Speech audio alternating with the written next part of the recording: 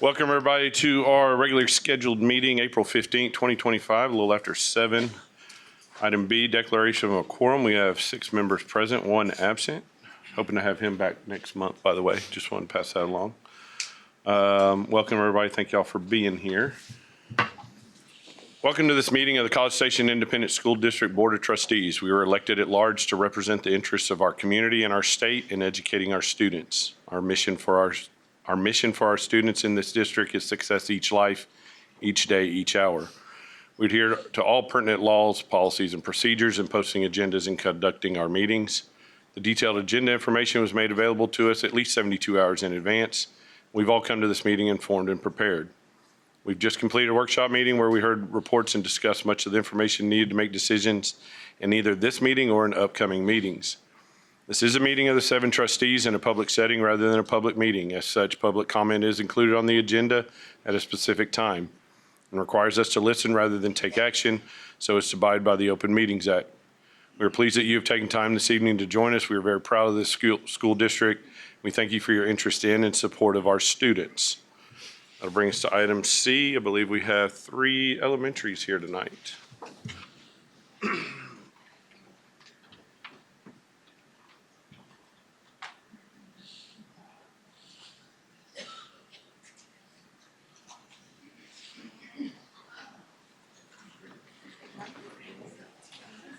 Nope, you got it. I'm first. And then we'll just kind of That's right. Yep. Okay. Good evening. Thank you. It's so good to see everybody. I am Teresa Cott, and I am the principal at Forest Ridge Elementary. Thank you very much. Okay. You know, we're getting down to the end of the year. Just to get a round of applause is kind of nice. Anyway, so I have the wonderful privilege to introduce 2 fabulous Falcons to you tonight who will be representing Forest Ridge at this meeting. So I have Keegan Brown and I have Jordan Kelly. So I have a few words, and then they're going to tell you a little bit about themselves, and then you'll get to meet all of our other friends from other schools here this evening. So these 2 ladies are important kiddos at our school. They are what we call flip leaders. So that is Falcon leaders inspire people. And so they do all kinds of leadership things in our school. They also are in our show choir. And so, you know, they have performed many times in front of big audiences, including the Texas A&M basketball team. And I think that their singing helped them get as far as they did in their work. So, you know, these 2 ladies are really wonderful. Keegan is like the epitome of someone with really great social skills. She's kind and inclusive and all of those things, and a great example for us. And Jordan, she is amazing. She has grit, perseverance, and if that girl wants something done, she gets it done. They have a few other things they want to tell you about themselves, so get ready. Good evening. My name is Keegan Brown. I'm from Forest Ridge Elementary. I am in 4th grade. My teachers are Miss Western, Miss Ann's. My favorite subject is reading. My favorite thing to do at Forest Ridge is flip. Flip, you get to help different teachers and help kids with their work. And you have a lanyard that has your picture and your name on it, and so that people know that you're a leader. My favorite thing about Forest Ridge is that people are kind, and your teachers help you. And our mission is all Falcons learn at high levels. Outside of Forest Ridge, I like to play with my friends and do soccer, and I like to do church. When I'm proud of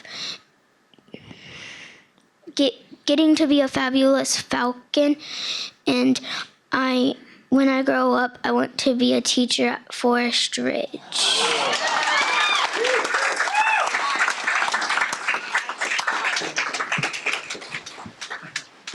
Good evening. My name is Jordan Kelly, and I'm a proud fourth grader at Forest Ridge Elementary in Miss House's class. My favorite subject is math. My favorite thing to do at Forest Ridge is to go to art class and to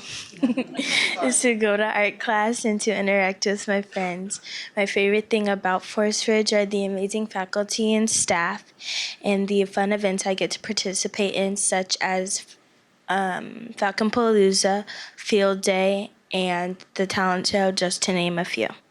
My favorite thing to do outside of Forest Ridge are to attend church, draw, sing, and dance.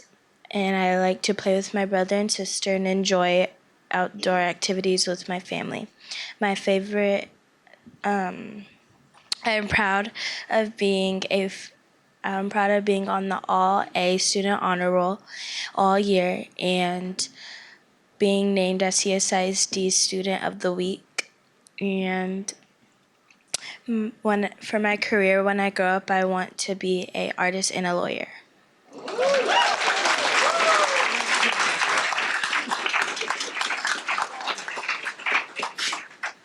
Well, that's a hard act to follow, but my name is Laura Richter, and I have the very good fortune of being the principal at South Knoll Elementary. And this evening I have with me two amazing South Knollers. I always get input from the staff of, who should we bring? We have this opportunity to honor some kids. And every teacher I asked gave me these two names. And so I am going to let them tell you a little bit about themselves because they're way cuter than I am. So here they go. Hi, my name is Saul. The thing I love about South Knoll is that everyone is kind. And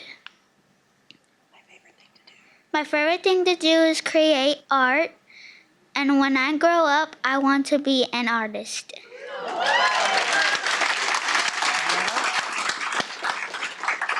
Hi, my name is Ella Espino.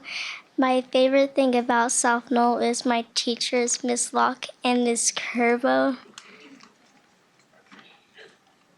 What do you like best about, or what's your favorite thing to do at South Knoll? My favorite thing to do at South Knoll is to eat lunch. And when you grow up, what do you want to be? Whenever I grow up, I want to be a vet.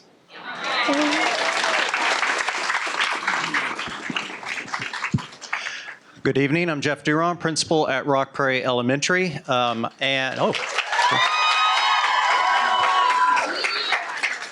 I guarantee my lack of singing is what helped the Lady Longhorns get to the Final Four this year. I brought along two Rockin' Wranglers with me, two fourth graders, Heidi Lou Drake and Ashton Sims. I'm going to let them introduce themselves. My name is Heidi Lou. My favorite thing to do is read.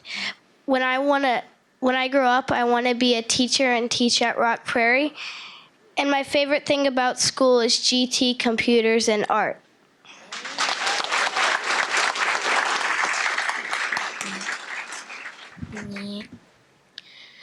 My name is Ashton. My favorite thing to do is play Fortnite. When I grow up, I want to be a YouTuber. My favorite thing to do is be with Miss Harris.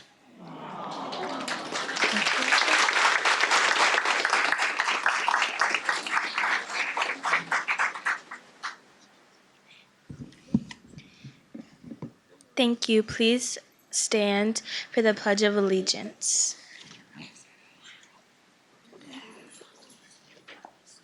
Salute. Begin. Under the Texas No, flag, not the Texas. to the flag of the United States of America, and to the republic for which it stands, one nation, under God, indivisible, with liberty and justice for all.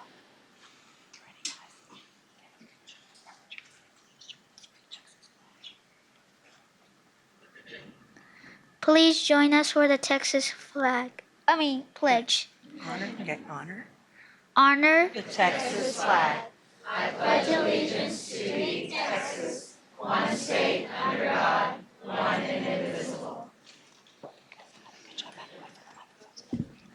Please remain standing for a moment of silence.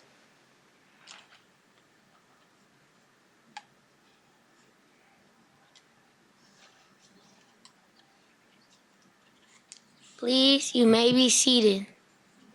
Y'all stay up here. We're going to take a picture, okay?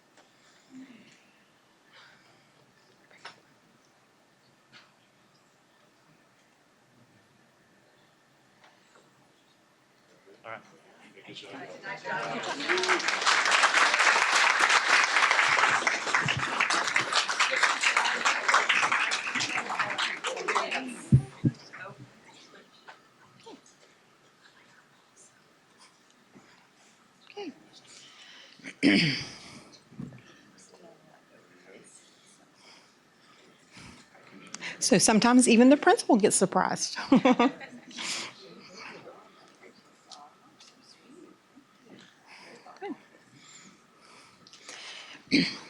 So next, we get the wonderful privilege of introducing some fabulous folks that work at each one of the three schools that are represented tonight.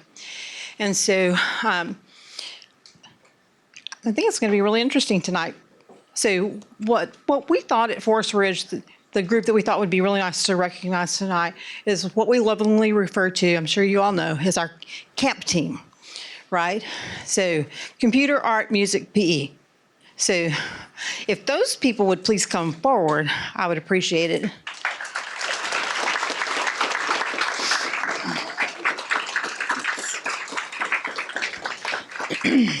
And so, let's see. Let me get myself. All right, here we go. So now I can see. When you're 4'11", that's a challenge. So here we go. So the fabulous people we have in front of you really are sort of like the lifeblood of our school. They are the foundation. They are, the backbone. So without these people, then our school just wouldn't have the flow and we wouldn't be able to work at the level that we do. The things that they do really support our kids in so many ways. So right here, we have Coach G, so Coach Gilliland, and that's why he's called Coach G, so Coach G. And one of the things that's really important, and on the other end we have Coach B, and so Coach Bermudez, and so those two gentlemen work really hard to make sure that our kids move their bodies because we know that they can't really use their brain to high levels if they don't keep their bodies in motion. And so he really works really hard on the health and well-being of our kiddos, and that's very important for our school. Next to him is Miss Sarah Leader.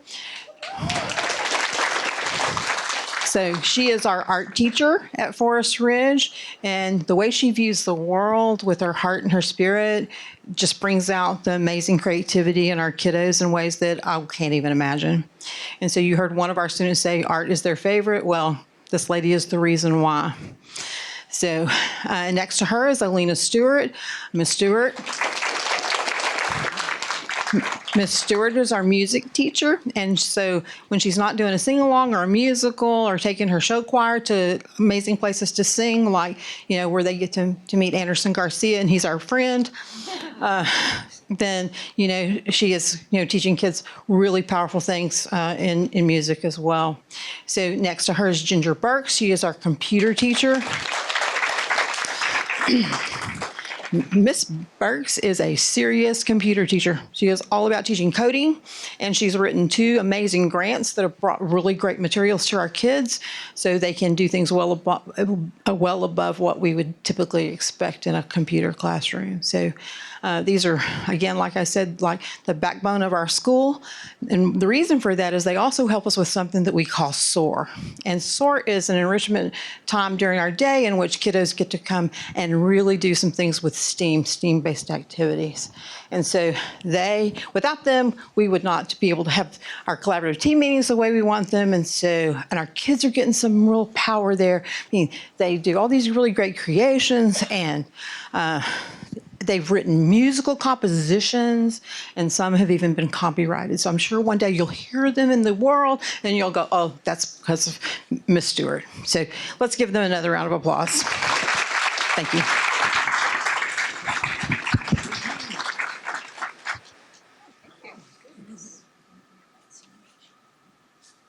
Thank you so much. That's so kind. Quick picture with you. Okay.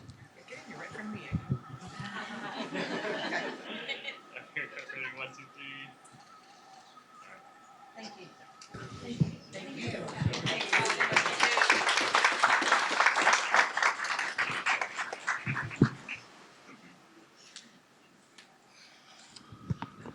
So I think you're going to be able to determine a theme to tonight's staff recognitions.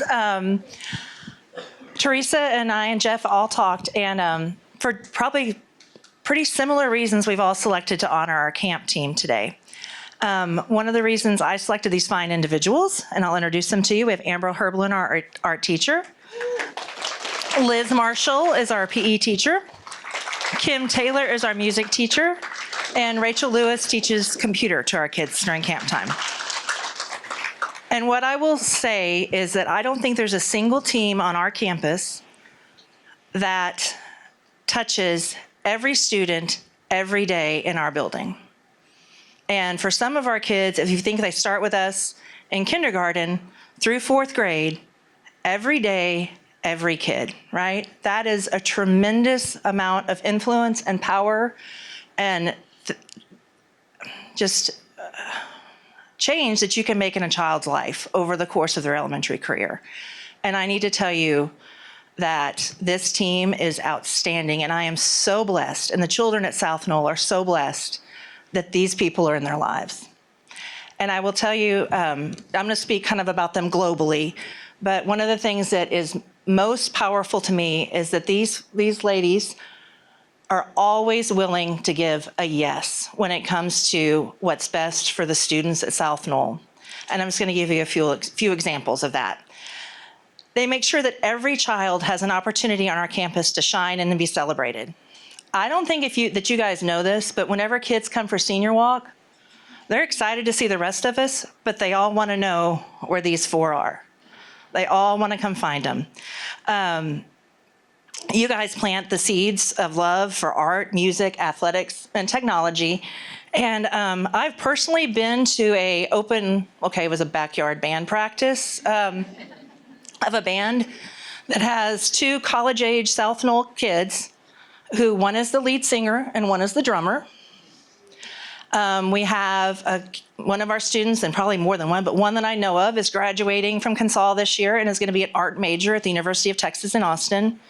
And I know, and there's probably more, but I know of 2 students from South Knoll who are going to be collegiate athletes next year. So what you guys do makes a difference in what the kids, the passions they choose to pursue. They say yes to being part of campus planning and initiatives because they do touch every kid in the building, and they see things from a different perspective of other grade level teams. They can see things from that building perspective, and they're often the first to offer suggestions about ways to improve campus structures, or if we're going to start an initiative, thinking about how all that's going to work and how all the pieces are going to play together. And these ladies are always willing to say yes when it comes on to taking on challenging projects. Several years ago, we were using a fundraising company to run a fun run for us.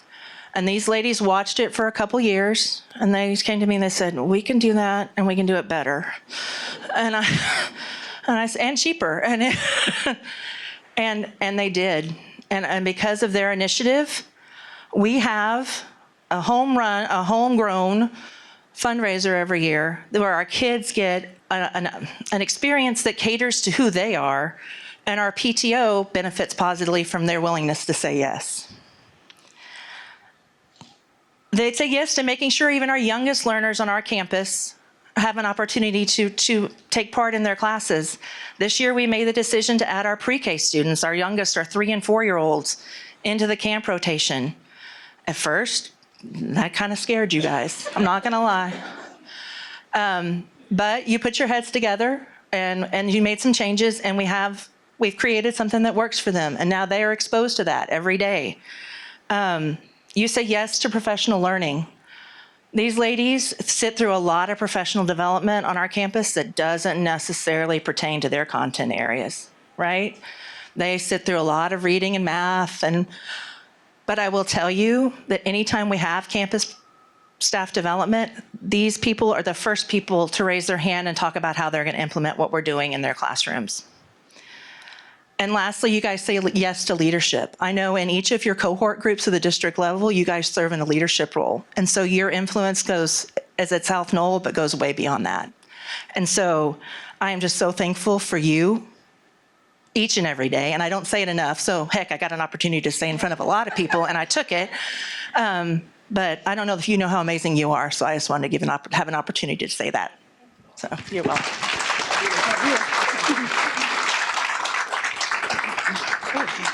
So not by rule.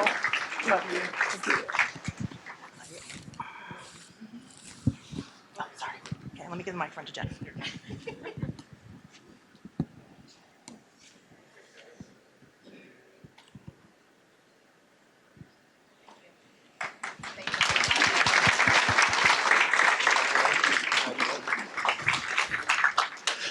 So I brought my kindergarten team. No, I'm just kidding. So these are 4 of our camp team. Let me introduce them to you first. On the far end, we have PE assistant Juan Benavides. Next to him is our coach, Tabitha Brown. Music teacher, Joseph Heritage. Art teacher, Kelly Wynn. Miss McCabe, our computer teacher, couldn't be with us tonight. She's with her twin grandbabies right now, so in a better place, I guess. Wow, I don't know what else I can add to what was already said by Miss Richter and Miss Cott. These are the most flexible people you're going to meet on any campus for a campus to be successful. These are the people who are always going to step in at any time, and most of the time with a smile on their face. I brought these folks up here, however, for a different reason. We talk about words like grit and perseverance a lot in education. What these 4 and 5 folks represent is the word resilience. I could sit here and list just a laundry list of items that have occurred in their lives in the last 2 years, and you would think it was hyperbole, but it absolutely isn't. They have gone through a lot as a team, and they have come through the other side shining, just like I would have expected them to. They are incredible people, not just incredible educators. And they are the heart of any campus, but for sure they are the heart of Rock Prairie. And so I thank each and every one of you.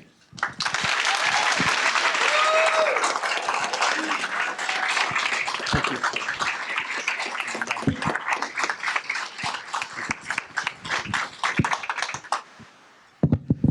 Yeah.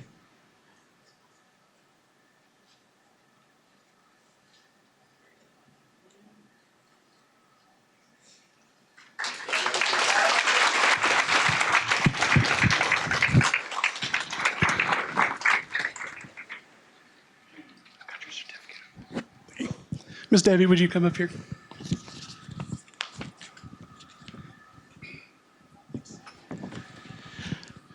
Good evening, everybody. My name is Chuck Longwell. I'm the driver supervisor with transportation. And with me tonight is Miss Debbie Morse. She's one of our bus aides.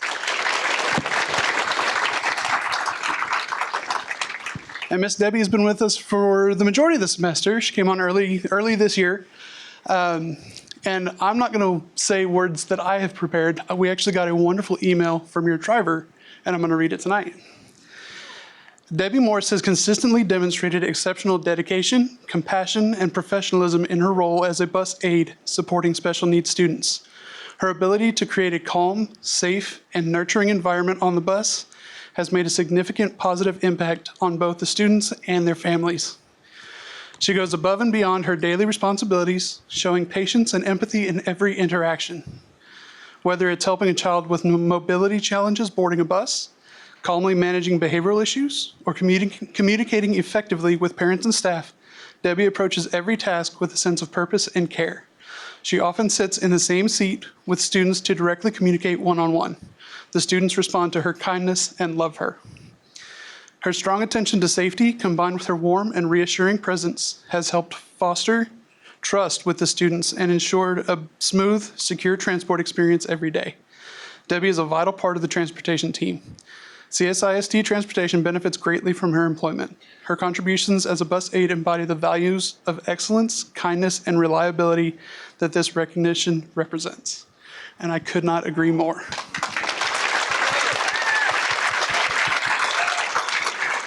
So, as thanks and to show our appreciation, we have a certificate, and if I can find it somewhere in here, a gift card provided by E3 and the Education Foundation, as well as the very fancy parking spot up front.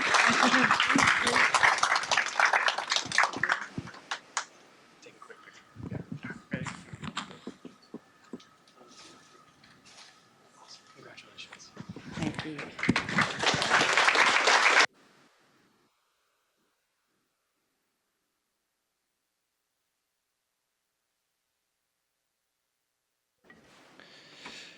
All right, Mr. Horak, members of the board, we will continue our recognition portion of the meeting by recognizing some of our incredibly talented and dedicated students who have reached the state or national level in their respective activities or competitions, starting with A&M Consolidated students who have competed in the Business Professionals of America state competition. So we're proud to recognize the outstanding accomplishments of the A&M Consolidated High School students who recently competed at the Business Professionals of America State Leadership Conference last month in Dallas. This year, 27 students from Consol participated in a variety of business-related events, including accounting, economics, advanced office systems, business law and ethics, medical coding, and speech, to name a few. It is our honor to recognize 4 of these students that have qualified for the BPA National Leadership Conference, which will be held in May. And so students, as I call your name, if you'll do your best to make your way down this side aisle and receive your certificate from Dr. Harkrider and shake the board's hands, and then we'll take a group photo after we call all of the names. So placing 3rd in extemporaneous speech at the state competition and qualifying for nationals, Chloe Choi.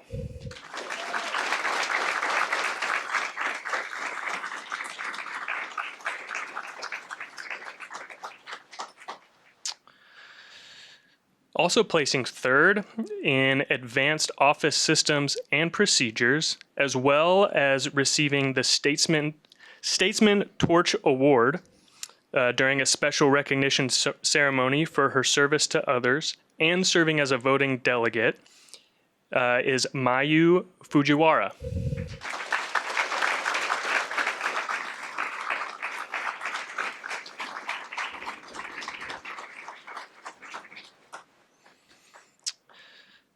Placing 1st, winning a state championship in extemporaneous speech, is Justin Palazzolo.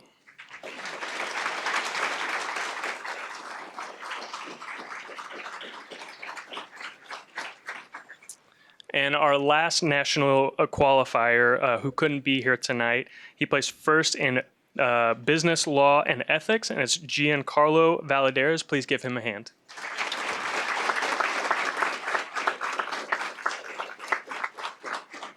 And I'm not sure if I can see her in the back, but their advisor is Miss Kathy Fisher. Please come up, Kathy, to be recognized.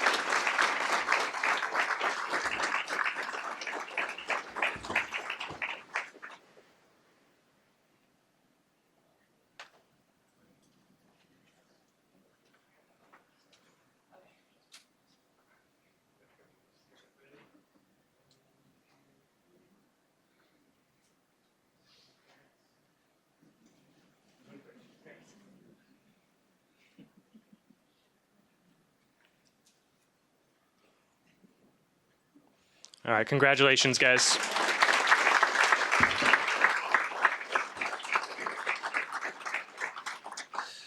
Next, we had several student athletes participate in the powerlifting competitions this spring. Tonight, we have student athletes from College Station High School's powerlifting team. The A&M Consolidated Powerlifting team couldn't make it tonight, but we'll honor them next month. So again, we're proud to recognize these student athletes from College Station High School who competed on the boys and girls powerlifting teams and had an impressive season that culminated at the state meet. The Lady Cougars dominated throughout the year, earning first place in 2 invitationals, and were named the Region 2 champions before finishing 7th overall at the state meet. The Cougar boys also had a strong showing this season, placing 4th and 1st at spring invitationals. At the state meet, Cougar lifters had impressive showings, setting personal records, breaking school records, and representing the school and the district with determination, grit, and excellence. So students, as I call your name again, if you'll come and receive your certificate and shake the board's hands, and we'll take a photo when all the names are called. So starting off, our state champion in 5A Division I in the 165 class, who was named top squatter of the meet after setting a state record of 500 pounds in squat.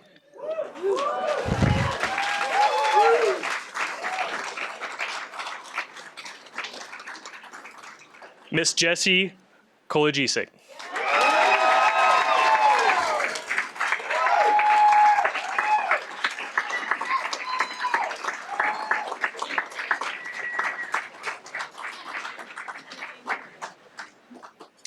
Placing 3rd in the 105 class, Beth Strassner.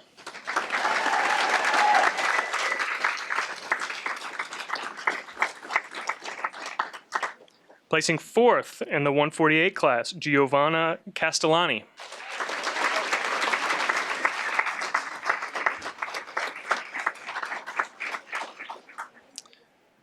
Placing 4th in the 181 class, Anaya Taylor.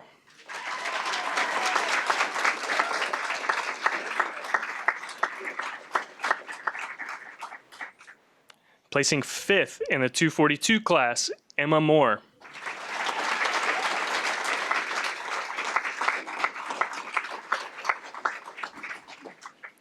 All these ladies are very impressive, but Emma is a freshman, and she made it to state this year, so that's amazing.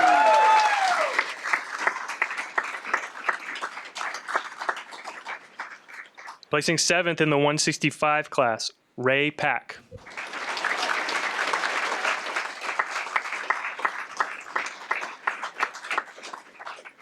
And placing 13th in the 220 class, J. Miracle Sandel.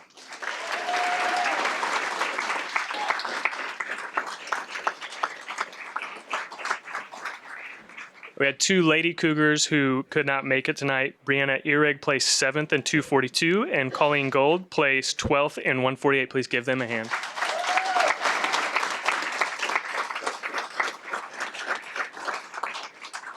All right, and for our boys, the Cougars, placing 17th in the state in the 181 class, Brakaden Smith.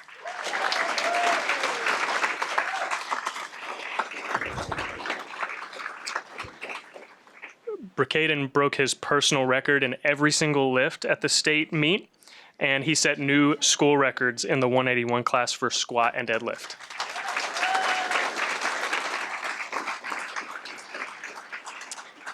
All right, and then placing 20th in the 220 class, Liam Ponte.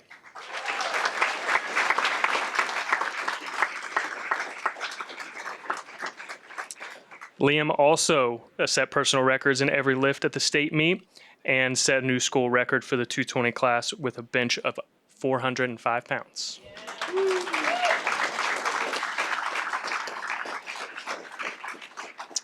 And of course, their coach, Mr. Greg Frazier. Please come forward, Mr.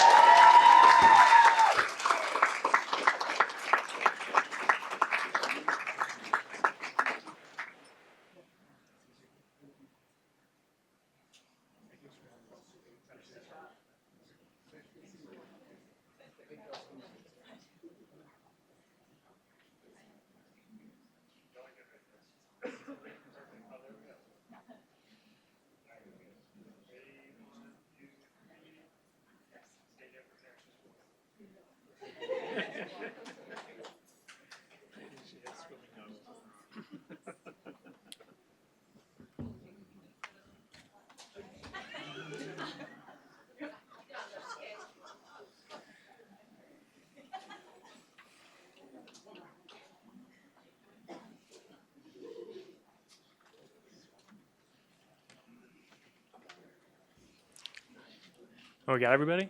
All right, congratulations.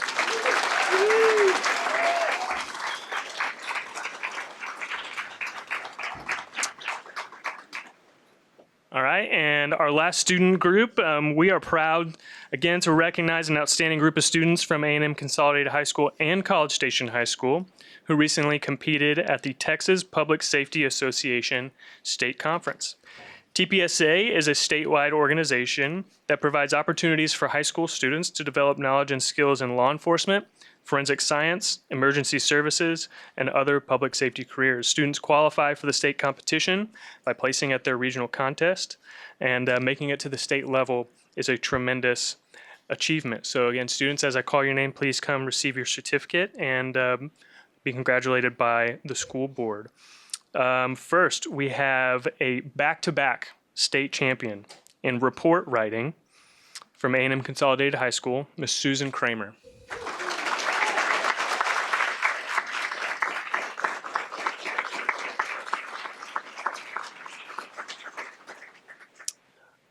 All right, and then we have a team here that placed fourth in bloodstain pattern analysis.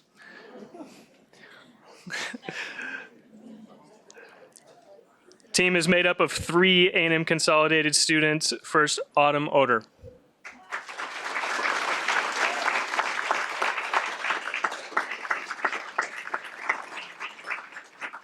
Also on the team, Isabella Stumpf.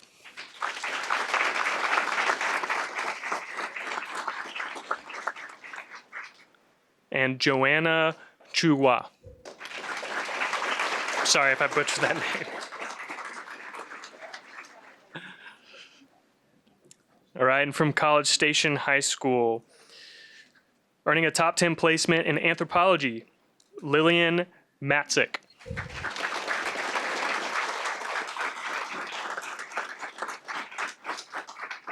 Also earning a top 10 placement in DWI traffic stop, Cheyenne Ringo.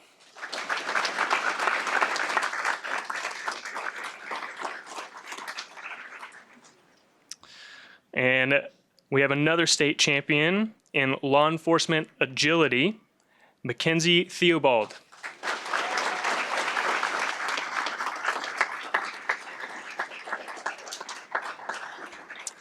And our other Cougar state qualifiers, Sophia Whitaker.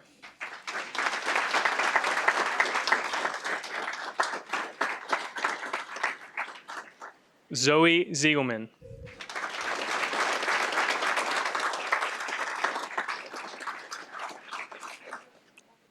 Josiah White.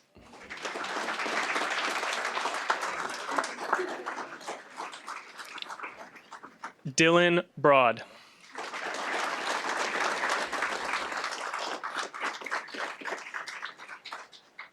Holly Price.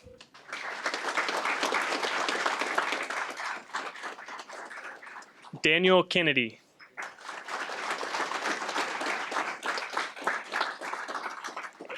And Eve Aranda.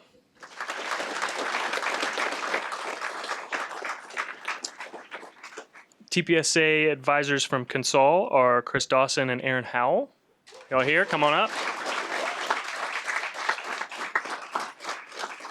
And College Station High School, Jay Summers, who can't be here tonight.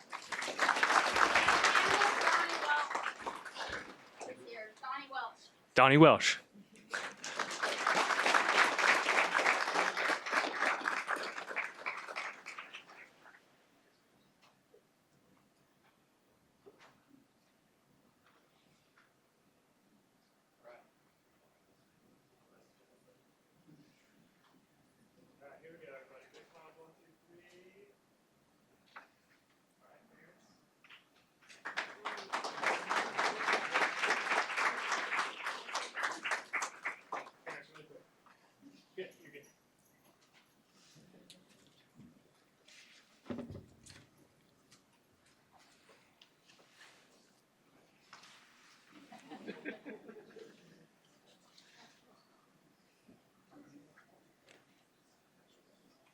All right, guys. Congratulations. Y'all can have a seat.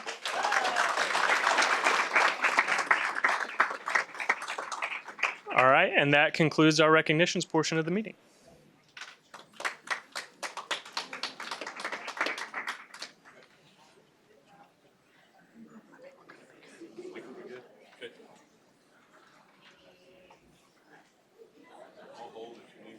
Yeah, just give me a second.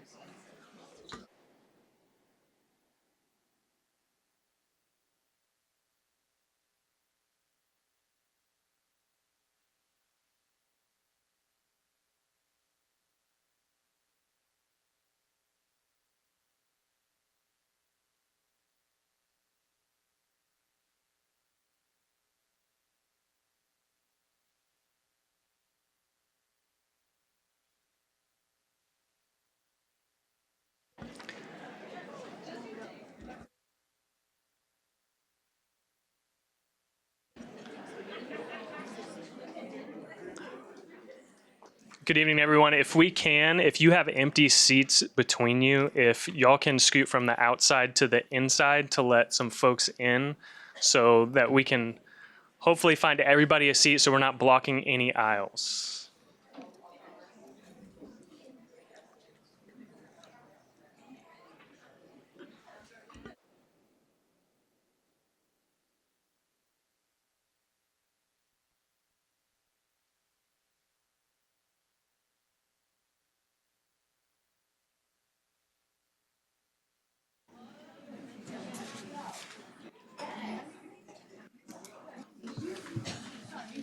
All right, we want to make sure we recognize our artwork at the back of our boardroom from our Forest Ridge, Rock Prairie, and South Knoll kiddos. So make sure y'all check those out before. Obviously, we heard a bunch of them are going to be artists later on, so I'm sure their works are back there as well. So appreciate them bringing those over. Brings us to item D, board reports. Who'd like to go first? I can, DEIC met and we got a science update, a social studies update, and then the district improvement plan, which we'll hear about later on in the meeting. We got an update on that. Mine's actually, I just want to do a quick thank you for the schools that helped welcome the Leadership TASB group on Friday. Some of you know it's a program that I've been a part of for this last year, and there's 34 of us from school board members from all over the state, and we've been visiting different districts. We've just 7 different districts. This was the final one, and it was great to be able to show off some of the wonderful things happening in our school. So particularly thank you to all the admin team that helped put it on, but really the 2 campuses that opened up for us and let us, come in there, and the students that talked to us and let us see what's going on, because that's what it's about. And so it was really a good experience. And thanks also to the rest of the board who was able to participate that day as well. So.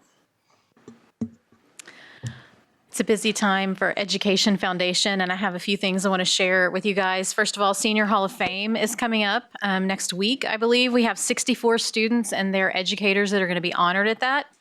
Also, the Education Foundation just went through its process of picking 130 students that are going to receive $175,000 worth of scholarships. That's awesome. And something that's new this year, we just had our first ever CSISD freezer sale. That was at the Brazos County Youth Livestock Show. I heard it was amazing, and that freezer sale was supported by the foundation as well. And then Ms. Benden would like for you guys to check out the updated donor wall that's just out there in the foyer that has this year's donors on it. And it's because of those donors and the work of lots of people in that foundation that we can do all of these great things for our kids. The intergovernmental committee meeting met, intergovernmental committee met and got a couple of development updates around town. Most of it was centered in Bryan, but then Dr. Harkerrider actually also gave a presentation on CSISD and a bunch of the things that we have going on. And so it was a very good meeting. And the intergovernmental committee meeting is it's kind of taken off this year with some changes, and so I think it's going to be good.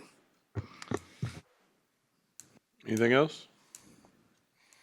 Superintendent update. Yes, sir. We are now home to the 5A Division I girls soccer team state championship. So big congratulations to Coach Blakely and our ladies, and I thank them for making it not close at all. They won 4-0, and in a football game, that would be like winning 60-0. So they did a wonderful job. We will recognize them next month at the board meeting. The city of College Station is going to recognize them next Thursday at their city council meeting. And then I got a text Saturday morning from our House Representative, Paul Dyson. He is going to do a resolution that will be presented on the House floor during one of the session days here coming up pretty soon. And we're hoping to be able to choreograph getting them there in person. It'll be a short, quick visit, but it'll be a time that they'll remember for the rest of their life. So we're very proud of those ladies. And also, not only is it difficult to win a state championship, but they were 27-0-1. They did not lose a game all year long. So they can truly say nobody beat them, which is incredible. Just a calendar update real quick. Friday is Good Friday, so it's a holiday for everyone. And then coming back, so we've got an extra long weekend because Monday is also a student holiday and it's a staff comp day. So I know we've got a lot of folks that are looking forward to having a long weekend off and get back for the final stretch run of the year. And the last, excited about May the 1st, we're going to host our first district volunteer appreciation luncheon. And we have, Austin, how many total volunteers do we have in the district? So we have over 3,000 volunteers. Are we feeding 3,000 people? Okay, just double checking. We have a wonderful support group of people in our community, not just parents that want to be a part of what we do each and every day. So it's just a small token of appreciation to thank them for what they do and helping us out. It takes a village to have a great school district and raise our kids, and we appreciate them and going to show that on May the 1st to those folks. So looking forward to that time together with them. That's it. All right, that brings us to item E, hearing of citizens. During this time, we will hear from citizens who registered to speak prior to the meeting in accordance with board operating procedures. The Open Meetings Act prevents us from responding to speakers regarding items not on the agenda.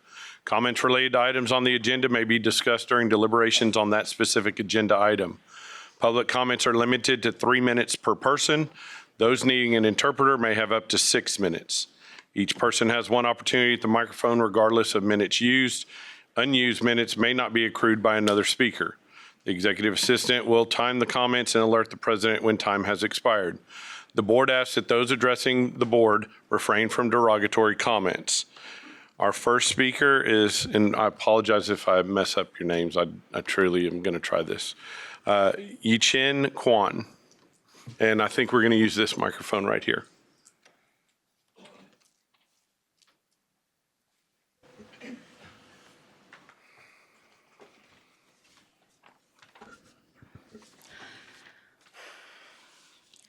Good evening. My name is Yi-Chun Kwan, and my kids are zoned for CSISD schools. I'm here to read the statement from the teacher Lorax. Texas law states each classroom teacher is entitled to at least 450 minutes within each 2-week period for instructional preparation. A planning and preparation period may not be less than 45 minutes within the instructional day. During a planning and preparation period, a classroom teacher may not be required to participate in any other activity. Our status as a district of innovation has allowed the district to take away our uninterrupted planning time. Today, the district would like the elementary campuses to have 2 dedicated planning periods per week for the Solution Tree Professional Learnings Committees, or PLCs. Teachers are told to be grateful that we finally have been given time to work and plan together. In truth, teachers were already doing that, but now cannot do the basic planning that is necessary to run a class because our time has been taken away.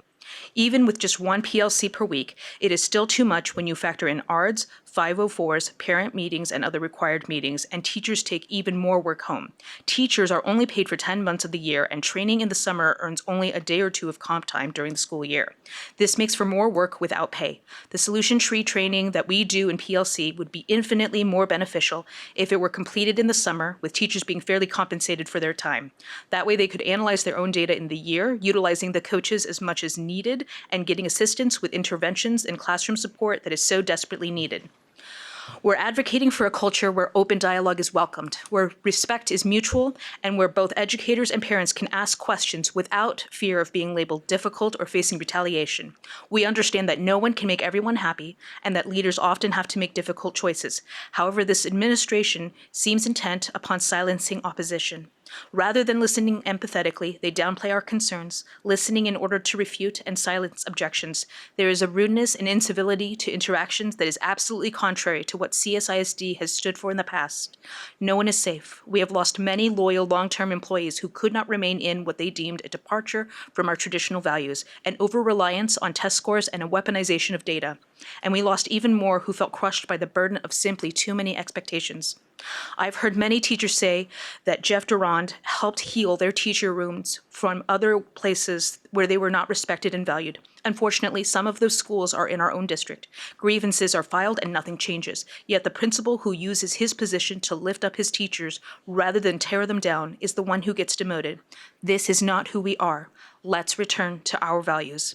Unless someone like you cares a whole awful lot, nothing is going to get better. It's not. Thank you. Thank you.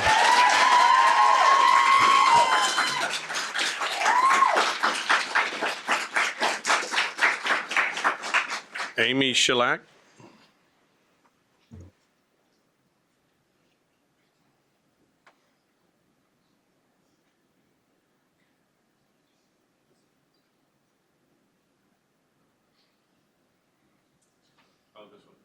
I couldn't see. I see too many heads. Thank you. Good evening, members of the board. My name is Amy Shellac. I'm a proud product of College Station ISD, a mom of 2 current CSISD students, and someone deeply invested in this district. I served on the committee that helped craft our current strategic plan and core beliefs. I volunteered regularly at my children's school since 2020 and developed relationships with staff, administrators, and teachers across the district. I hold a degree in English from Texas A&M and once planned to become a teacher myself. After seeing the direction of this profession is heading under current leadership, I'm now grateful that wasn't the path I took, but I still feel called to support those who haven't given up hope for their chosen calling. In November, I sent a detailed email to district administration expressing concern about declining teacher morale and the crushing workload brought on by the implementation of PLCs and more. I relayed the message that teachers felt unsupported and overwhelmed. I asked for 2 things, a meeting and that our communication remain confidential. The response I received was generic, evasive, and completely sidestepped both of my asks. When I followed up, I was met with silence. That silence speaks volumes. I've since learned that my request for confidentiality was also ignored. Undeterred, I pursued a meeting and was eventually granted one with 2 additional district representatives who had read my email. I used that meeting to advocate for the teachers who had confided in me and suggested the district conduct an anonymous survey so staff could speak freely without fear of retaliation. I was flatly told no. They would not survey the teachers. They explained that unless teachers were willing to come forward by name, the district could not effectively address the concerns. They implied that the real issue was a lack of understanding on the teachers' part and said identifying who was struggling was necessary to offer more training. In other words, no anonymity, no action. I'm here tonight not just as a parent, but as a voice for the teachers who are too afraid to speak up. They're afraid of retaliation, not only against themselves, but even against their children who attend this district. What kind of culture are we fostering where educators, who should be our partners, are scared into silence? Let's talk about retaliation. We demoted a respected elementary principal, by all accounts, a beloved leader, potentially because he didn't enforce the PLC model aggressively enough. In reality, he was protecting his staff from a rigid and ineffective system. He let them teach. Imagine that. His demotion sends a chilling message. We're also seeing teachers resign mid-year in record numbers, not because they don't love their students, but because they're being crushed by the demands of a failing model. And in return, we're reporting them to the TEA, even when replacements are secured, potentially ending their careers. I urge you to investigate the growing concern that our superintendent may have financial ties to Solutions Tree, a potential conflict of interest that would explain the relentless pressure to implement a model that is clearly breaking our teachers. We say we value transparency, collaboration, and feedback in this district. Then prove it. Listen to your teachers, listen to your parents. Stop perpetuating a culture of fear and start fostering a culture of trust in an environment where people feel safe enough to speak. Thank you. Thank you.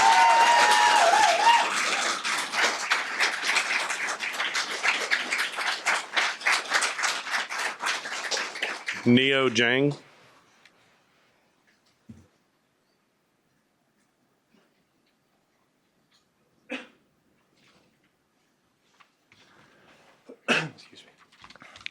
Dear elected members of the School District Board and Superintendent Harkrider, my name is Neo Jang, a proud parent of two Rock Prairie Wranglers, Alia and Samir. I am here today to celebrate a righteous action taken to save our children from an unsavory character found hiding on our midst, surreptitiously sent to us by the other Texas University. Identifying this agent was made possible by his being clad not in a proud maroon, but in a yet unapologetic burnt orange. A parent only shudders at the prospect of what disagreeable propaganda and inappropriate influence our beloved children were exposed to by these Longhorns. Good riddance. All silly jokes aside, we together are better than this. We look straight into the eyes of those who disagree with us and oppose us, and see in the heart of their hearts that we are all driven for and driven by love. In this room, in our hometown, and in our children's classrooms, it is the love for our children. Teachers and staff who surely spend even more time every day with our children than we do, we are ever grateful that they love and care for the well-being and healthy growth of our children. Principal Durand loves what he does, and I am thankful that he does. When he says, "I love what I do," he is simply putting into words what his actions have continued to show us day after day, week after week, year after year. We've all benefited immeasurably from having him with us. As a beneficiary of his love and dedication, I stand here to simply ask you to open your ears, your minds, and your hearts when we say, please don't take Jeff away from us. Please don't take Principal Durand away from us, because we will be envious and covetous of the families who will receive him. Don't take him from us, because we will have to struggle to be fair to whoever will have to step into his Wrangler boots. Here's a recitation of Wrangler Pledge, modified and adapted. We are somebody. We are learning to be best versions of us. We promise to be respectful, responsible, and reach for success. We are Rock Prairie Wranglers. I am a proud parent of Rock Prairie Wranglers. Thank you for your time, your open ears, open minds, and open hearts when we say we love Principal Durand. Thank you very much. Thank you.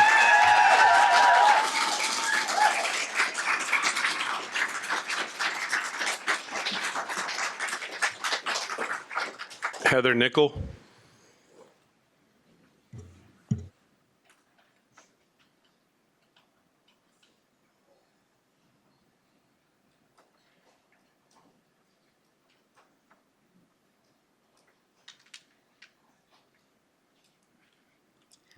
Good evening, Dr. Harkrider, members of the board. My name is Heather Nickel, and I'm here today not to only speak for my kids, but to only speak for the amazing teachers and staff we have in this district. Nearly a year ago, I first raised my deep concerns about our outstanding school district, initially as a parent advocating for services for my daughter, then in a letter from a teacher, and most recently through a survey that felt completely disregarded. Today, I'm seeing those same concerns play out at Rock Prairie, and unfortunately, this is only the beginning. If the board continues to ignore what's happening, the situation will only deteriorate further. I want to remind all of you, the board's role is to serve and represent the community, not to function as an arm of the executive team at central office. In my meetings with central office, I was repeatedly told, we're not hearing it. One teacher said after the news about Rock Prairie broke, what happened at Rock Prairie is exactly why we can't speak up. Retaliation is real, and it does happen. The unspoken policy coming from central office feels like, stay quiet and follow the orders. A few years ago, the board's vision was to bring leadership that would offer stability to our district, its teachers, and its staff. Instead, what we've gotten feels disturbingly similar to what happened in Bryan ISD between 2011 and 2016. We are not willing to have that happen here. Teachers are tired of hearing it's a privilege to work for College Station ISD. Right now, it's not a privilege. It feels like a dictatorship. As we approach the end of the school year, I fear the mass exodus I warned about a year ago is going to come true. And from what we can see so far from central office, we continue to deny the true reasons why staff are leaving. My daughter is losing one of the best specialists she's had for 2 years, yet another casualty of these ongoing changes. I already know I'll be bringing a box of tissues that day when she finds out. And while one of you on the board may relate to the situation or the heartbreak of losing this amazing specialist, I'm left wondering, what hasn't shifted your perspective? You're losing great teachers, administrators, and staff, and families too. More and more kids are being pulled out to homeschool. So I ask you, what will it take for you to truly listen to your community and work with us, instead of simply taking direction from central office? Thank you. Thank you.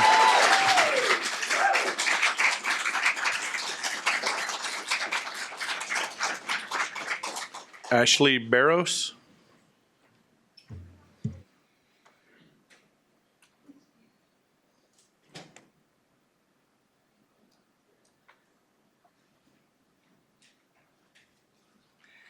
Hi, I'm Ashley Barros. My kids are zoned at CSISD schools, and I'm here to continue to read the statement from the teacher Lorax. Ms. Perdola taught one of my 3 kids, and I'm happy to help her advocate for herself and for the rest of our teachers. So these are her statements. Student behavior has become increasingly problematic in recent years. Teachers are being assaulted by students even at the elementary level. We need more behavioral support. There needs to be real accountability when students are violent against teachers and other students. Even when the perpetrator has a diagnosis, safety must come first. Our teachers and students should feel safe when they come to school. Teachers already wear too many hats, in addition to their teaching duties. We are not only behavior specialists who fill out forms for doctors and psychologists, we are ESL teachers, gifted and talented teachers, enrichment specialists, and interventionists for the lowest of the low.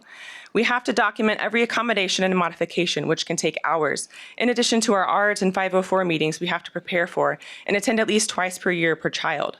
When we refer a child to speech services for articulation difficulties, we are required to work with them in class on their speech skills for several weeks before we can even begin with speech services.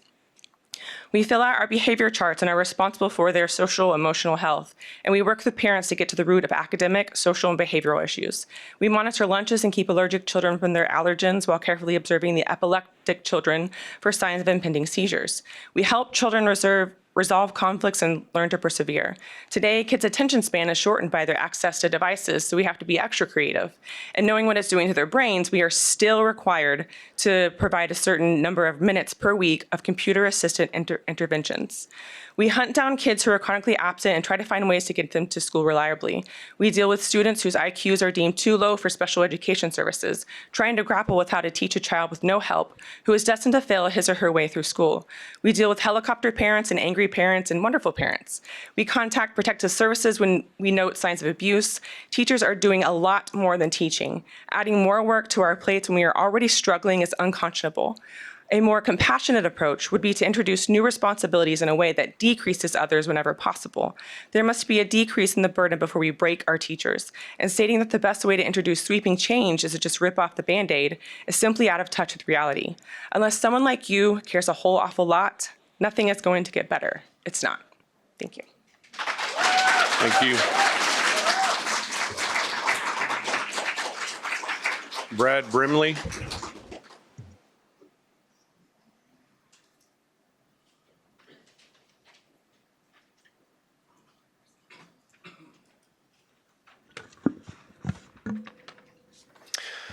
My name is Brad Brimley, and I have 4 children who have attended or currently attend Rock Prairie Elementary. Mr. Durand has been the principal for every one of them, and he's been exceptional. My kids are excited to go to school because their teachers are passionate, they're sensitive, and they're committed to them. Following the announcement regarding Mr. Durand, I visited with multiple teachers, and I can tell that that passion is being stifled by a culture of fear and micromanagement created by the district administration. More and more, teachers are seeing the district interfere directly in the classrooms, which affects a teacher's ability to meet the student's unique needs. Teachers feel like their professional judgment is no longer respected. They tell me they're getting burned out because they have heavier administrative duties. There are fewer or no specialists, and they receive less support from principals and assistant principals because Those who are in campus administration are bogged down with meetings.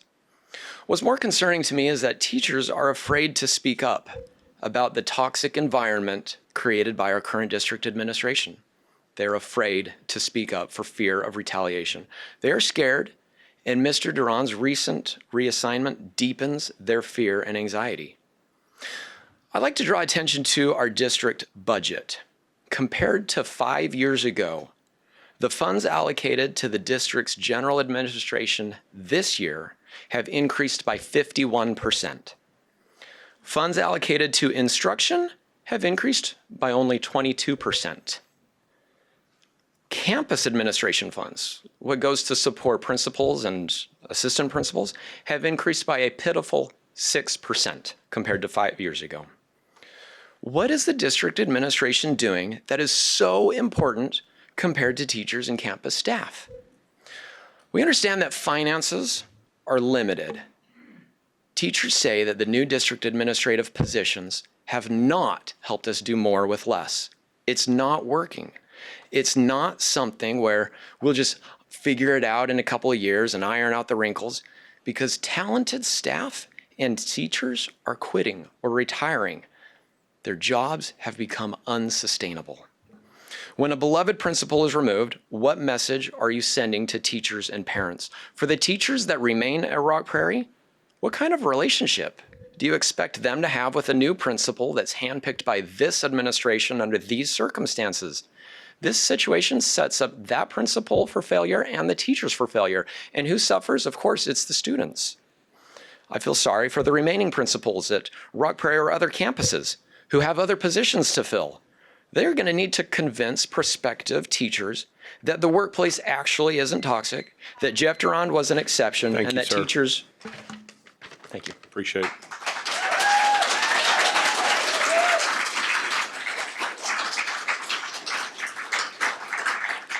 Kira Rodriguez.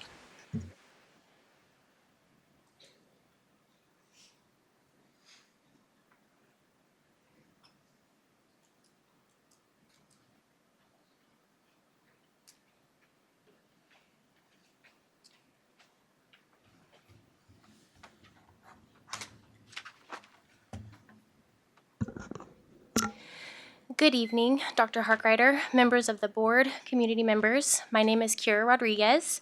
I am the proud parent of 2 Greens Prairie Mustangs. Over the last several months, concerns across CSISD have been growing, and they're no longer whispers. What started as quiet conversations among educators has become a collective voice from teachers, parents, and community members who care deeply about what's happening in our schools. We are advocating for 5 things. First, teacher retention and support. Teachers are telling us they feel undervalued, micromanaged, and unsupported, especially under current central office leadership.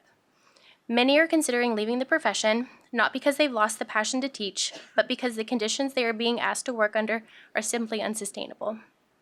They are navigating costly trainings like Solution Tree that feel one-size-fits-all and disconnected from classroom needs, unreasonable expectations for data tracking and documentation, decreased autonomy, and a growing fear that pushing back, even respectfully, could cost them their jobs.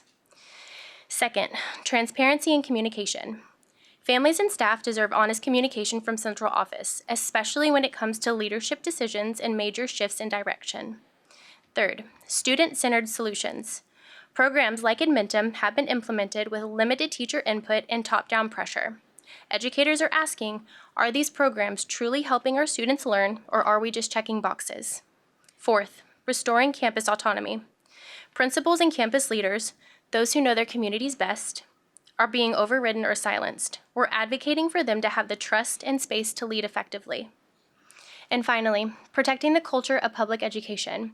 We believe in collaboration, not compliance, and open dialogue, not silence, and in building a district where educators, families, and leadership work together with mutual respect to do what's best for kids. This is not about tearing down. It's about holding up the voices of those who are too often left out of the conversation. Thank you for your time and for listening. Thank you.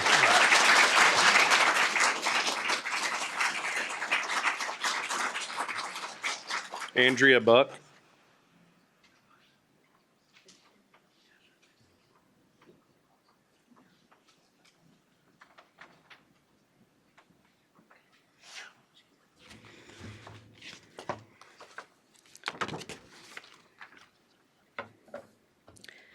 Good evening, board members. My name is Andrea Beck, and I've been a Rock Prairie parent for the last 7 years. I want to thank you for the work you do. I know it's not easy to make decisions that affect so many families, and I'm genuinely grateful that we have a governing body committed to holding leaders accountable and ensuring our schools are led with excellence. We all want the same thing: strong, effective leadership for our kids. But that's exactly why we're here tonight. The decision to remove Principal Durand from his role feels out of step with that mission, because there's been no clear evidence to support it. For context, Rock Prairie has been above the Title I elementary average on the STAR test since the 2020-2021 school year. When a leader is dismissed without clarity, it creates a ripple effect, one that hurts more than just one individual. For our school, this move is a blow to momentum and morale. Students lose a trusted presence in the halls, teachers lose a supportive advocate, families lose a principal who knows their children by name and invests in them beyond the classroom. The progress we've seen academically and relationally now feels uncertain. Recently, a teacher shared something with me that I haven't been able to stop thinking about. She said they cannot learn until they feel loved. But there's another consequence too: the loss of trust in this board's leadership. When decisions are made behind closed doors without transparency or stated cause, the community begins to question the credibility and integrity of the process. And that's damaging for everyone. There is a better way forward. Last Thursday, my first grader came home talking about the Character Strong program that our district has implemented. And she was telling me how they were learning about courage. And she said, "Mom, courage is choosing what is helpful and kind, even when it's hard and scary. You've got to speak your mind." And I said, "Can you please write that down for me?" Because her question to me was, why is he leaving us? So I said, I want you to write that down on my card, and I'm going to tell all these people tonight what courage actually is. Listen to those who work with Principal Durand every day. The teachers, the parents, the students. We've seen him raise academic standards and support struggling learners. We've watched him celebrate student growth and champion teachers' development. He walks the halls. He shows up. He leads with excellence in heart. That's not just my experience. It's the overwhelming experience of this community. So tonight I'm asking you, please reconsider your decision. Reinstating Principal Durand might feel like a hard U-turn, but I believe it would be a courageous one. Take it from my first grader, Kate. Courage is choosing what is helpful and kind, even when it's hard or scary. There's honor in leadership that is willing to pause, listen, and course correct when needed. Do what is right, not just what is easy. We and our kids are counting on it. Thank you. Thank you.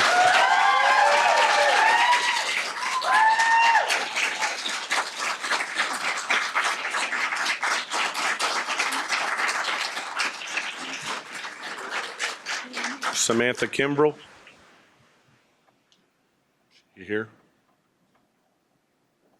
Okay. Meg Anderson.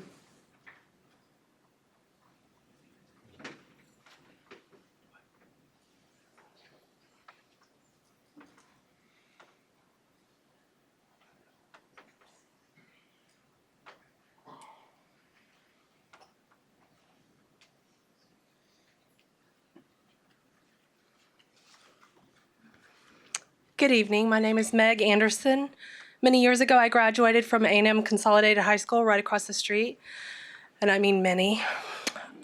I'm a former substitute teacher at CSISD. I have 3 children, one a recent graduate of College Station High School, and the other 2 are currently attending there. 100% of my kids' student education has been in College Station ISD schools. I am not a teacher who is currently being intimidated into staying quiet about their suffering. I am not a teacher who has been threatened into silence.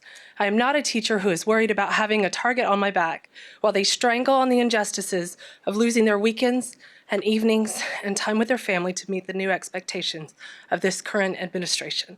I am, however, a friend to many who are.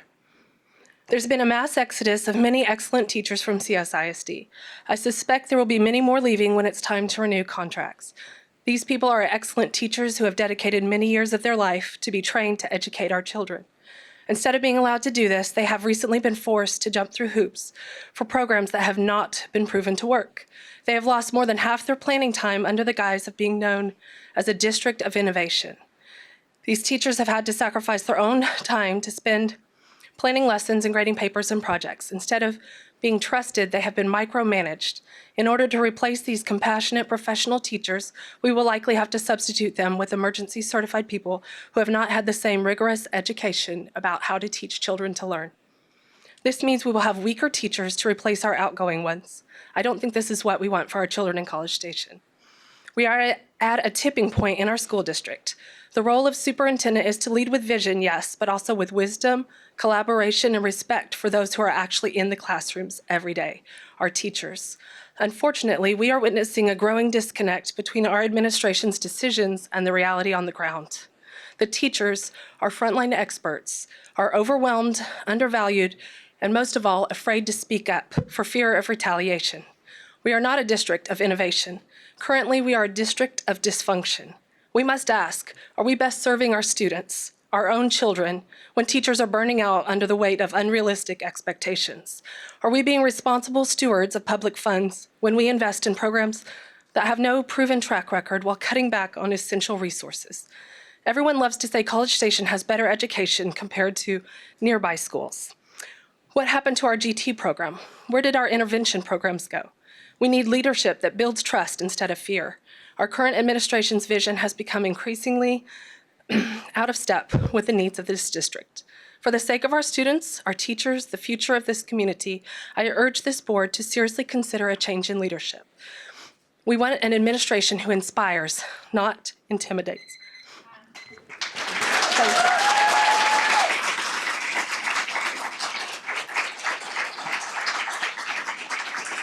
Sylvia Piradola.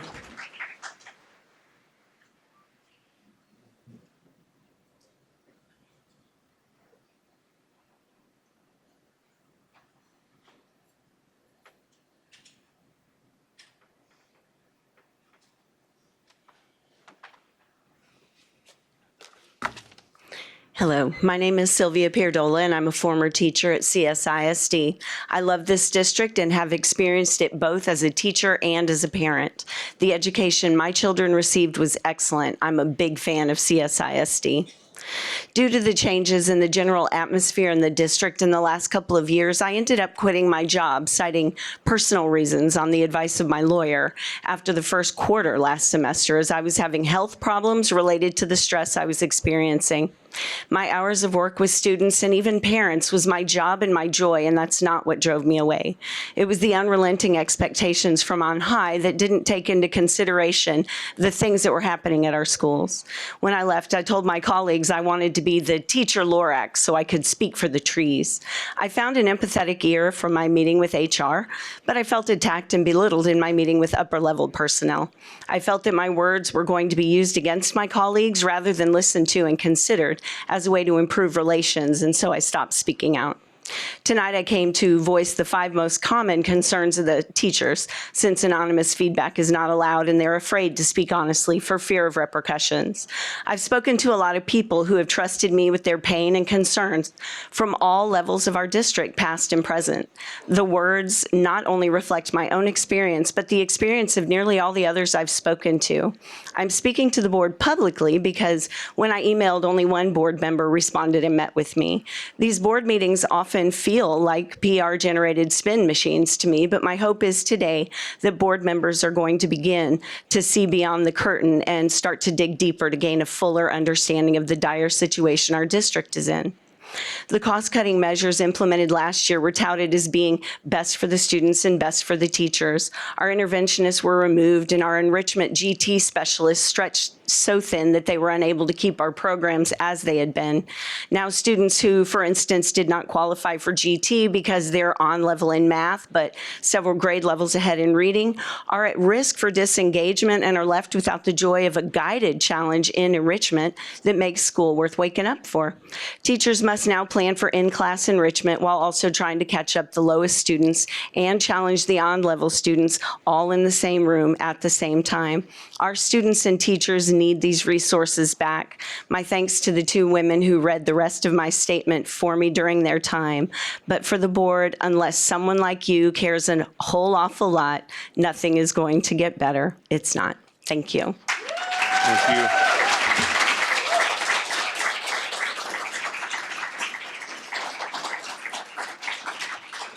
Jamie Saucier.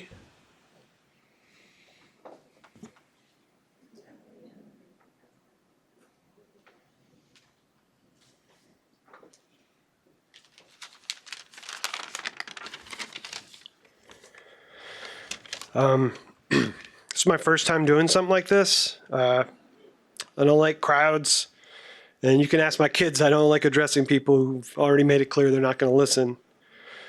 In first grade, our youngest was diagnosed with a condition that qualified them for classroom accommodations and individual counseling. This is back when there was a Department of Education.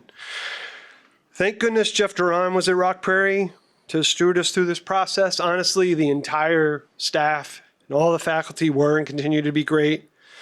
But his professionalism and guidance and leadership were essential in the subsequent development of our child into the stellar student and person they are today. Duran's approach in that situation with our child was indicative of the type of educator and person he is. Reflective rather than reactionary, positive and upbeat regardless of the challenge. He is kind and caring and empathetic. He's never angry or frustrated in the face of adverse conditions. When a parent or guardian or a student needs him, Mr. Duran makes them feel like the only person in the world, as if their issue is his only job in that moment. If the intermediate, middle, and high school principals in our family's future demonstrate half the competence and compassion of Jeff Duran, our children will be in good hands indeed. Thanks. Thank you.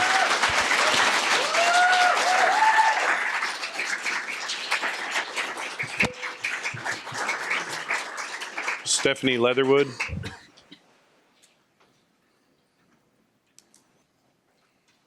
Allison Mulder.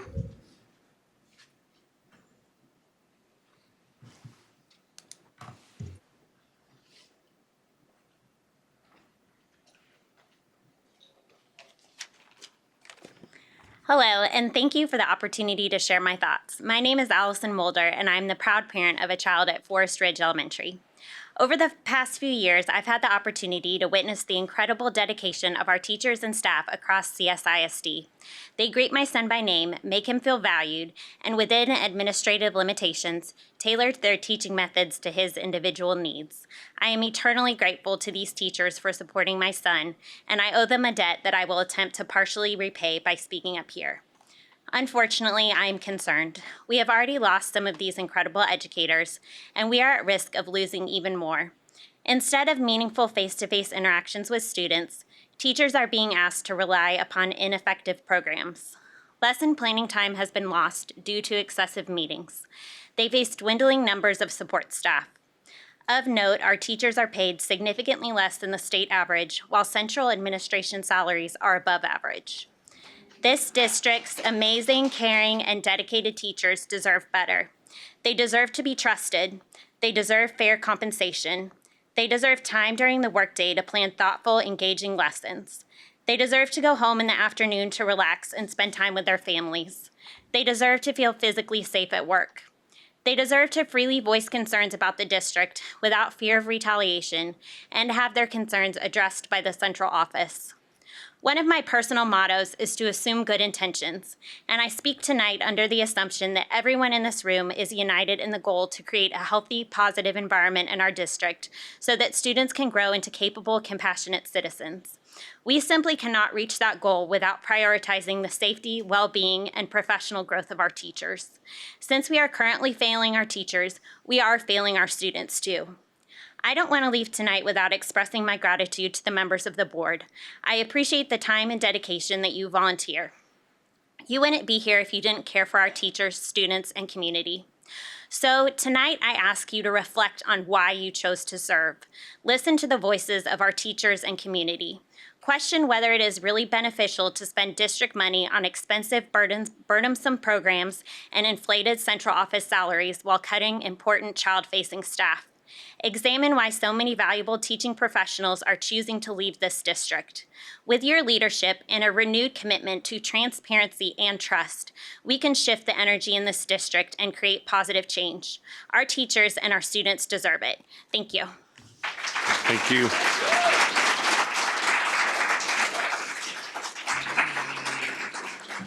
Bethany Duran-Gans.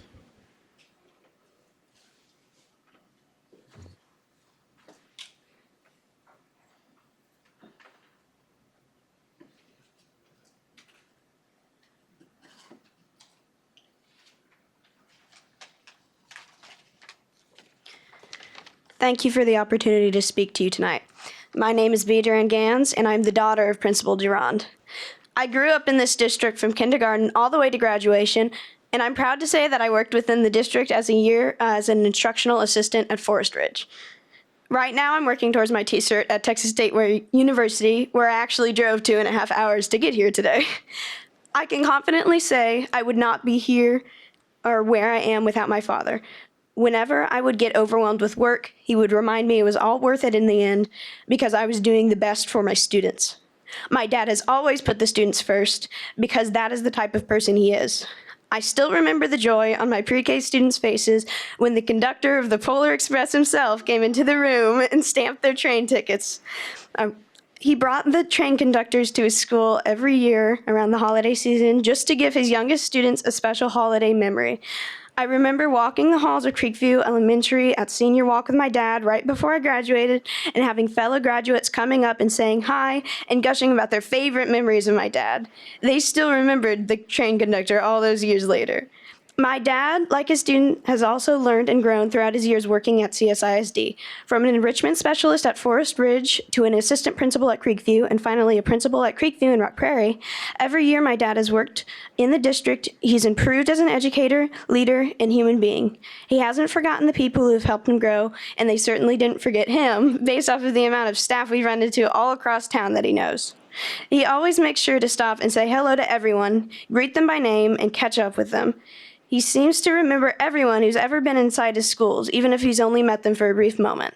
Not to mention the fact that he somehow memorizes the names of every new parent that comes through the car line by the end of the fall semester, and finds time to check in with them while simultaneously keeping the line moving. I could never. I even remember running into a parent in Alaska, of all places, while we were on a cruise trip. At the time, I found it so embarrassing that he always seemed to run into people, even at the edges of the country. But now I find that moment and moments like it so special. These might seem like little things to you, but all of these moments have had a big impact on the people of this district. I am so proud of my father for the 17 years of hard work, dedication, and care he's given to this district, and I know his impact will go far. Thank you. Thank you.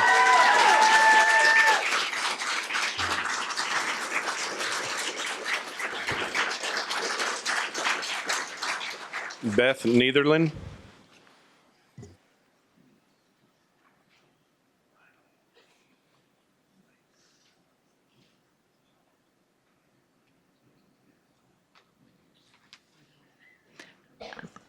Good evening, members of the school board and Dr. Harkrider.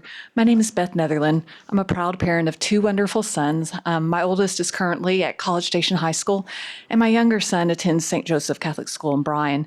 Both attended Creekview Elementary under Principal Durand's leadership. I'm here today to support Principal Durand and the teachers that are suffering burnout from the new professional learning community model. Thank you for taking time to listen to my concerns. It appears that the Solutions Tree contract was approved in July of 2023. Thank you, Dr. Harkrider, for responding to my email. Since the approval of that contract, the University of Arkansas, they did release a research report and a policy brief about the PLC work model in Arkansas schools. And the University of Arkansas report and brief were released in the summer of 2024. After reviewing this report, I did reach out and ask some education professors at Texas A&M University to weigh in. Their insights have raised several important considerations that I believe should be addressed. One professor highlighted that we do need to compare our student population with those in the Arkansas study. She mentioned that the report indicated a dip in performance at year 4 across the board and warrants further investigation. She questioned if the dip was due to new leadership, initiative fatigue, or other factors. She said that understanding the cause of this dip is essential for ensuring long-term success of professional learning communities in our schools. Another professor remarked that she was worried about the potential of PLCs to add even more to a teacher's already overflowing plate and contribute to teacher burnout.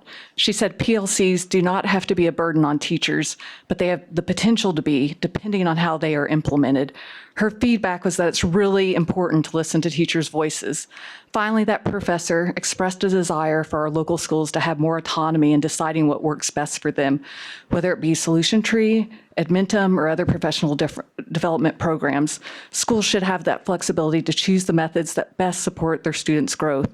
District-wide mandates may not be equally effective for all schools, and allowing for tailored approaches could lead to better outcomes. Those were her words. In conclusion, I urge the board to consider these points and to engage in a thoughtful dialogue about the implementation of professional learning communities. By doing so, we can ensure that schools are equipped to provide the best possible education for all students. Thank you for your time and consideration.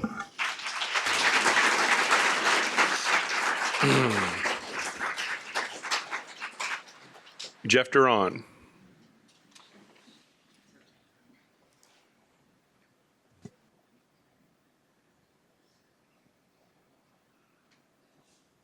Jeff, do you mind? We had someone that we missed on the sheet. We were going to bring her because I think you wanted to go last or signed up last. I believe Heather Drake. My apologies.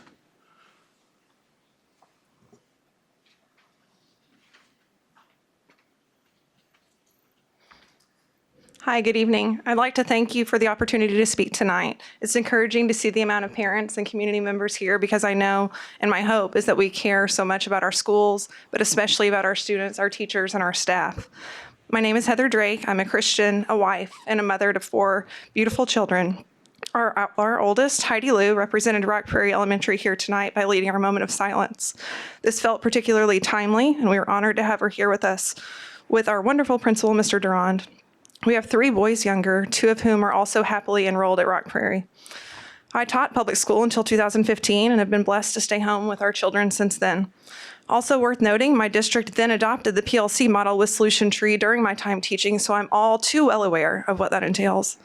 Since then, I've continued to be an advocate for public school education, and I spend a good bit of my time supporting and volunteering on our campus. Our oldest started kindergarten at Rock Prairie in the fall of 2020, which was quite an interesting time to start. During those early days, Mr. Durand went out of his way to ease our fears, get to know us, and he truly made us a part of the family culture that is Rock Prairie. I could never condense into 3 minutes what the past 5 years under his leadership have meant to our family. There have been tears, celebrations, grief, and teamwork. I'm not shy about advocating for all kids, and he has always been by my side. I would be remiss if I did not implore the board to humbly reconsider what has been done. I am saddened to see the veteran principal in our district, who is beloved and appreciated by countless families, has been treated like he is expendable without so much as an explanation to families until pressed. That is shameful. Unfortunately, this is not the first situation that has broken our trust in the board with this community, though I do think this can shed light on current happenings with more families. There's a growing lack of trust and transparency has waned. As an example, we have multiple children in GT and have been deeply discouraged by the recent changes, including not filling the open GT specialist positions last year. It's incomprehensible to continue to overload teachers in all positions and expect data to trend positively. Yet when I kindly voiced my concerns with many of you in this room, I was dismissed and patronized.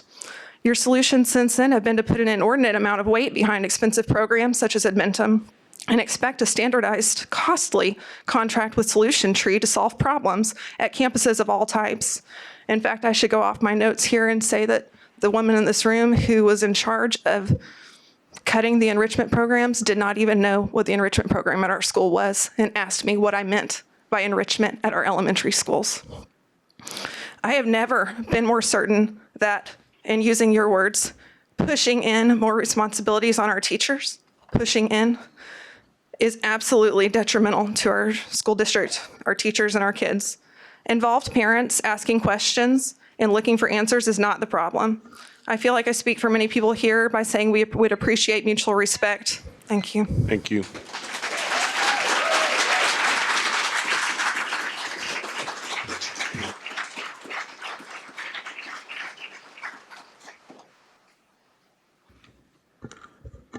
Mr. Horak, members of the board, thank you for giving me the opportunity to speak a bit this evening. I'd like to start by letting folks know how incredibly grateful for the amount of love and support shown over the past week from seemingly all corners that I am. I keep using the word humbling because it's exactly what it is. A friend of mine wrote me the other day saying we should all be so lucky to witness firsthand the impact we've made on others. That's true, and I'm an extraordinarily fortunate man to have been given that opportunity. With that sentiment in mind, I'd like to address the 18 other principals in this district. To Chris, Justin, Gwen, Jeremy, Rhino, Omar, Piper, Brittany, Rocco, Laura, Teresa, Donna, Allie, Kate, Mike, Amanda, Heather, and Mindy, I want you all to know how much I respect each of you. I'd like to hope that a small outcome of all of this is that everyone begins to understand just how difficult the role of a campus administrator is. Thank you all for what you do on an hourly basis, working for the kids, their staff, and the community. You all deserve just as much praise and thanks as I've received. Next, I'd like to speak to the students and families of CSISD. I don't know if you know this or not, but I'm a Longhorn. And so saying nice things about anything so close to Texas A&M doesn't come easily, but please hear me when I say this is a great place to have a family. Student success is indeed what is at the forefront of everyone's minds. Success has always been defined in many ways in this district.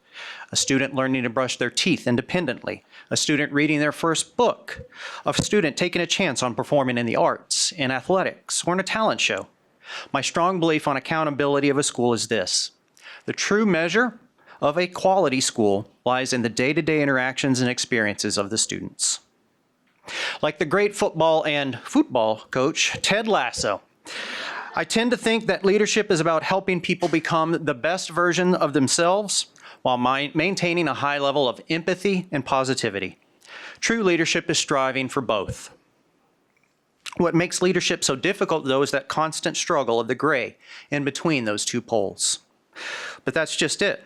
That's what we have to strive for each and every day, a balance. And so it's my hope that another outcome of this is more and more reflection and time given to understanding that middle ground. These last 10 days or so have been incredibly difficult for both of my families, at home and at Rock Prairie. I say to the community, it is heartening to see how involved many of you have been, and I sincerely hope that this interest in the well-being of our campus and district continues long after this evening.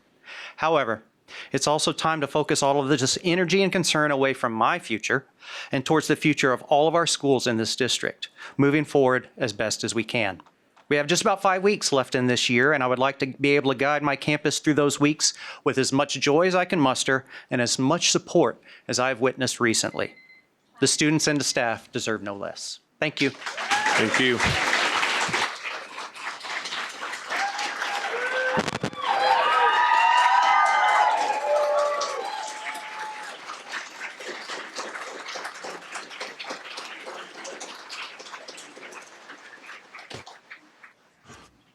So while we can't respond, obviously, we want to try to answer or provide any kind of clarity within the restrictions that we can. So I'd like to acknowledge the community's interest and concern regarding the recent leadership decisions within the district. We feel it is important to provide the clarity about the expectations of our campus leaders and process by which these kinds of decisions are made. While the Board of Trustees does not take action on these kinds of personnel decisions, we are made aware of the personnel matters, including any concerns or actions being taken by district administration to support, coach, and evaluate campus leaders.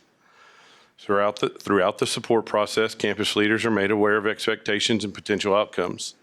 The intent of this process is to provide ample opportunity to continue in their role, be successful in leading their school community. As a district, we hold our leaders to a high standard.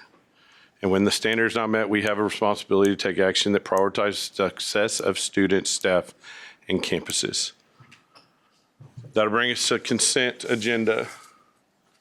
Those items are item G, H2, I1, J1 through J5. That is all. Move to accept as presented. Second. Motion by Mr. Ben. Was the second Ms. Simmons? All those in favor say aye. Aye. All those opposed? Motion carries 6-0. Brings us to item H1, consideration and discussion and possible action related to the district improvement plan goals for 25-26. Mr. Mann. Good evening, Mr. Horak, Dr. Harkrider, ladies and gentlemen of the board. It's my pleasure to come to you this evening to share with you about the 2025-2026 goals for our district improvement plan. So just a quick reminder that this year we did see a transition in the formatting of our plan and how we were evaluating our progress as we went throughout the year. And whenever you look at our district improvement plan, you can see there's a format change, but there were some of the more specific details that were built into the plan. And just like we've done in prior years, we monitor that plan, and we have our 3 review periods in the fall, in the winter, and in the spring. And then in June, we'll have our summative evaluation, and then I'll be able to share more information with you as to all of our progress that we share with our DEIC as we go through. So you can see, this is just my little evidence artifact. You've got board members that serve on DEIC that are a part of the review process. But we've completed these 3 components as we've gone through this school year. And just as you see here, we ask them for feedback and questions and provide clarification on the progress that we're making. So we've done quite a bit of work this year, and we've got quite a bit more to go. The DEIC does have a board recommendation for you, because that's part of what they're charged with, is recommending the board goals. And just as we adopted in the spring of 2021, our strategic framework, it is the same strategic goals. You can see the same 6 here about enhancing effective instructional practices by implementing innovative and personalized learning experiences, elevate academic outcomes of our historically underperforming student groups, strengthening relationships between our stakeholders, our students, staff, and families, cultivating and strengthening our intentional partnerships with our local businesses, communities, and higher education agencies, continually improving our technology ecosystem with all the different components that we know to maintain our safe, digital, secure environment, and then also the continued integration of our instructional technology into all of our teaching and learning practices. These are the same goals that we've had for the past 4 years, and the recommendation from DEIC is to continue with these goals if the board so chooses. And so this would be the next steps in the timeline. Is we met in DEIC last week. We bring it to you tonight with the recommendation, and then we will begin gathering feedback for year 5 of the work from our stakeholders from across the district. And then we take that to the DEIC meeting, get their input, and then over the summer, the work begins with the development of our improvement plans from the district level through all of our campuses, everything threaded with all of these goals. And so I end with the recommendation of DEIC made last week with a 16-0 vote for the board to continue with the work of the board goals that we've been using the last several years.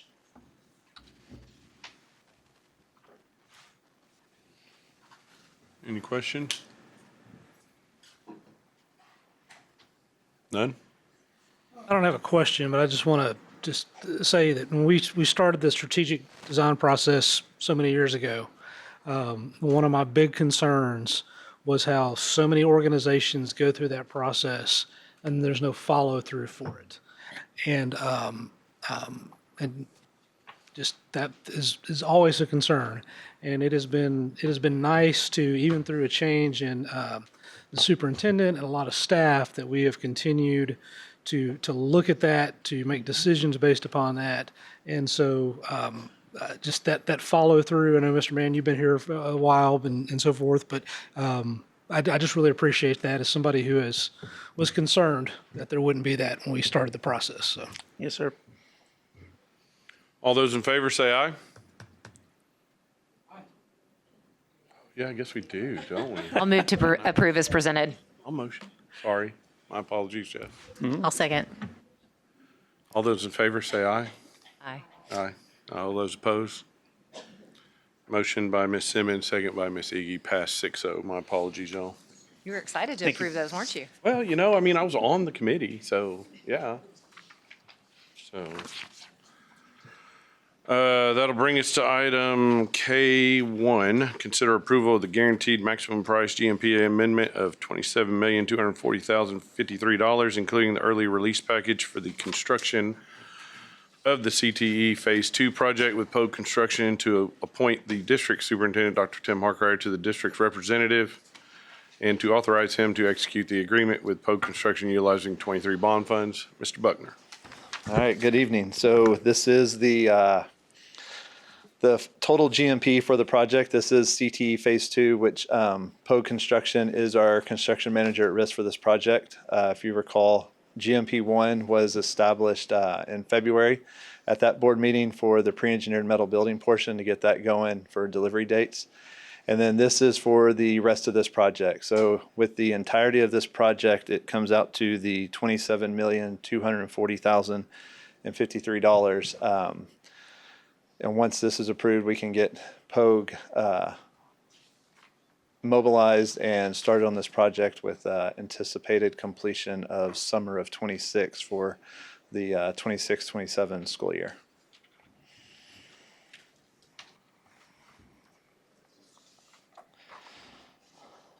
Questions?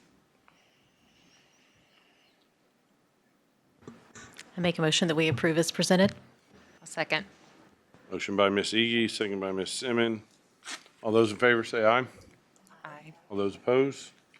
Motion carries 6-0. K2, consider approval for the replacement of the chillers and pumps at Rock Prairie Elementary in the amount of $400,000 utilizing TIPS contract 240-10402. Mr. Buckner.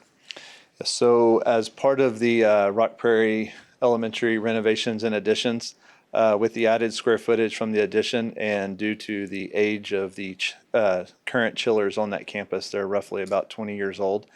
And chillers usually have a lifespan of 15 to 20 years old. So we are at the very tail end of it. After working with Solis O'Brien, our MEP engineer for the projects that we have, we are needing to upsize the 2 chillers and replace those due to the age, as well as the pumps and some of the motors.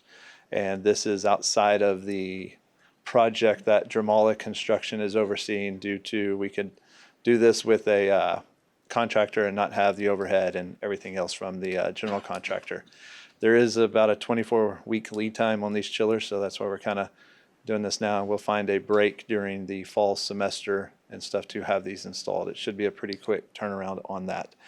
But the price for it includes a $20,000 in contingency as well, just in case anything pops up that we weren't aware of or anything. But this is for $400,000, and it will replace the 2 chillers at Rock Prairie in relation to the projects that are going on there. On the contingency, I mean, is there any concern structurally? I would imagine there's not, but with the replacement of the chillers? No, they're all outside. Okay. They're all outside on these. And the chillers we're selecting, the Petra chillers, fit on the existing chiller pads that are already there for the current chillers, so there's no impact there or anything. And of course, being 20 years old, we have a lot better efficiencies than we had 20 years ago and over the lifespan of those chillers. So, but no, it won't have anything structurally. Okay. Everything's on the ground floor. I move to approve as presented. I second. Motion by Ms. Simmons, second by Ms. Wilson. Any questions, comments? All those in favor? Aye. Aye. All those opposed? Motion carries 6-0. Thank you. Bring us item L, executive session. We're going to head to executive session. If you're here when we get back, we'll see you then. If not, enjoy the next 2 days and enjoy your holiday weekend. Thank y'all for being here.